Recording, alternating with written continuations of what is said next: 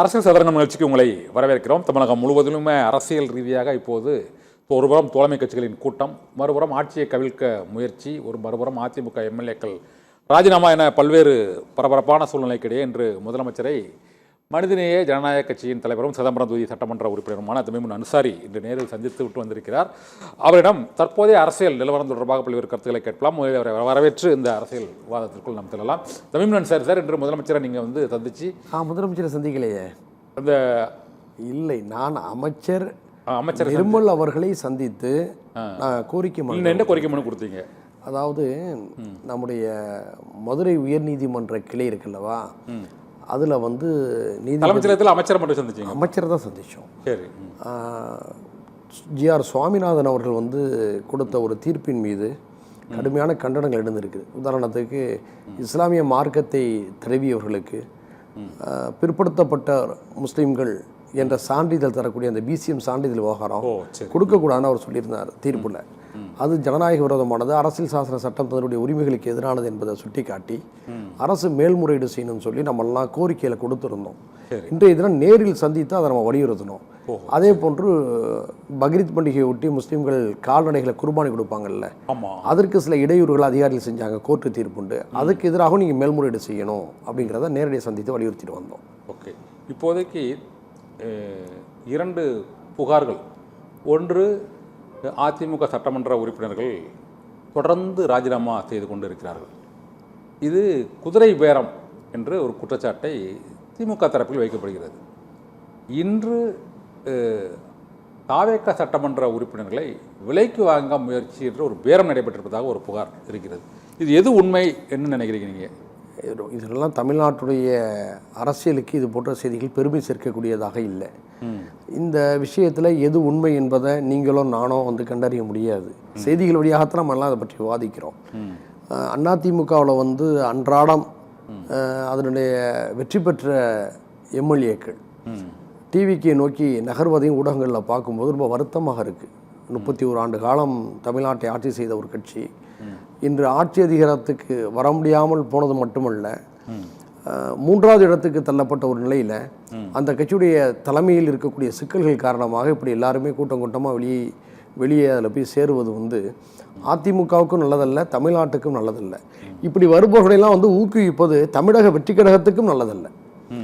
ஏன்னா அவங்க தான் ஊழலை ஒழிப்போம், நல்லாட்சியை தருவோம், நாங்கள் ஒரு தூய சக்திங்கிறதையெல்லாம் பெரிய அளவில் முழக்கமாக முன்வைத்து கடந்த தேர்தலில் களமாடினாங்க, பரப்புரை செய்தாங்க.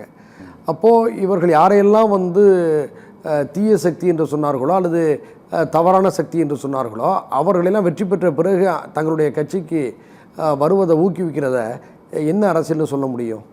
அடுத்ததாக திமுக ஆட்சியை கவிழ்க்க சதி அப்படின்னு நீங்கள் ஒரு செய்தி வந்ததாக சொன்னீங்க. அது ஒரு செய்தி தான், ஒரு வதந்தியாகத்தான் இருக்குதா? நான் அமைச்சரே சொல்கிறேன். இந்த நிர்மல்குமாரே இன்னைக்கு பேட்டி அளிக்கும் போது இது போன்ற ஊத்தங்கரை தொகுதி சட்டமன்ற உறுப்பினர், தாவேக சட்டமன்ற உறுப்பினர் இளையராஜா ஒரு புகார் அளித்திருக்கிறார். அந்த புகாரின் அடிப்படையில் ஒரு 6 பேர் கைது செய்யப்பட்டிருக்கிறார்கள்.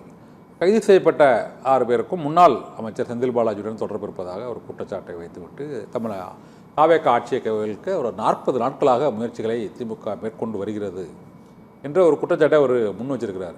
உண்மையிலே அப்படி ஆட்சி கவிழ்ப்பதற்கான முயற்சிகள் எதுவும் மேற்கொள்ளப்படுதா உங்களுக்கு தெரியுது? நீங்கள் சட்டமன்ற உறுப்பினராக இருக்கிறீங்க. எனக்கு ரொம்ப ஆச்சரியமாக இருக்குது. ஏன்னா அதிமுகவிலேருந்து டிவிக்கு நோக்கி நகர்வதை நம்ம பார்க்குறோம், அதன் மீது நம்ம விமர்சனங்கள்லாம் வைக்கிறோம்.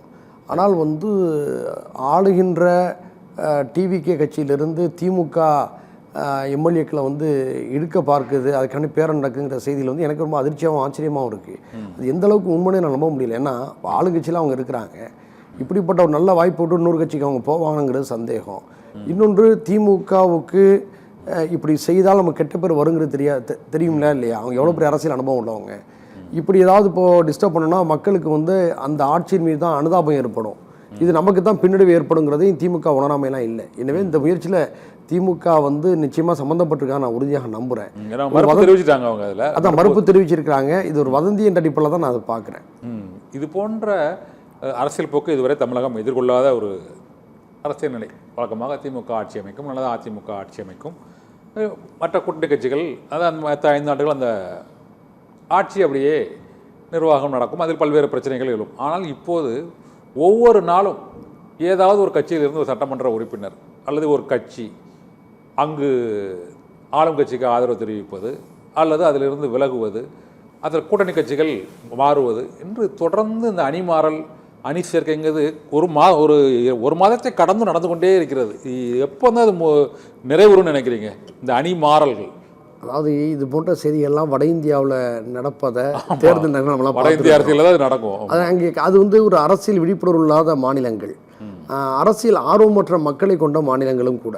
அதனால் இது போன்ற செய்திகள் அங்கெல்லாம் சகஜமாக இருக்கும், மக்களும் தப்பாக நினைக்க மாட்டாங்க, நமக்கெல்லாம் இது அதிர்ச்சியாக இருக்கும். ஆனால் அது போன்ற நிகழ்வுகள் போது தமிழ்நாட்டில் நடப்பது போன்ற செய்திகள் வருவது தமிழ்நாட்டுடைய அரசியல் மாண்புகளுக்கு அது உகந்ததாக தெரியும். ஒரு கூட்டணியில் இருந்து வெற்றி பெற்று விட்டுட்டு அடுத்த ஒரே மாதத்துக்குள்ளே அவ்வளோ பேரும் கூட்டணி மாறி அங்கே போய் அமைச்சர் பதவிகளை பெறுவது மற்றும் அவர்களுக்கு ஆதரவு தெரிவிப்பது, மற்றபடி திமுக கூட்டணியை பற்றி விமர்சிப்பது, இது போன்ற செயல்பாடுகளும் இது தமிழக அரசியல் இதுவரை நிகழாத ஒன்று. இது வந்து எத்தகைய விளைவுகளை ஏற்படுத்தும்? சென்ற கட்சிகளுக்கு அந்த செல்வாக்கு இருக்குமா, அல்லது கட்சிகள் சென்றதால் இந்த திமுக கூட்டணிக்கு ஒரு பலவீனமான சூழ்நிலை ஏற்படுமா? அதாவது எப்படி பார்க்குறீங்க? அது ஒரு விஷயத்தை நம்ம கொஞ்சம் பிரித்து பார்க்கணும். தேர்தல் தோல்விக்கு பின்னாலே அதிமுகவிலிருந்து வெற்றி பெற்ற எம்எல்ஏக்கள் அங்கே போய் சேருவதை நம்ம பார்க்கின்ற விதமும், திமுக கூட்டணியில் வெற்றி பெற்ற பிறகு டிவிகே அரசுக்கு ஆதரவு அளித்த கட்சிகளுடைய நிலையை நம்ம வந்து பிரித்து பார்க்கணும். இப்போ அதிமுகவிலேருந்து ஏன் அங்கே போகிறாங்கன்னா ரெண்டு. இனி அதிமுக எந்த அளவுக்கு எதிர்காலத்தில் அரசியல் தாக்கு பிடிக்கும் என்ற நம்பிக்கை இழந்தவர்கள் சில பேர் அங்கே போகிறாங்க.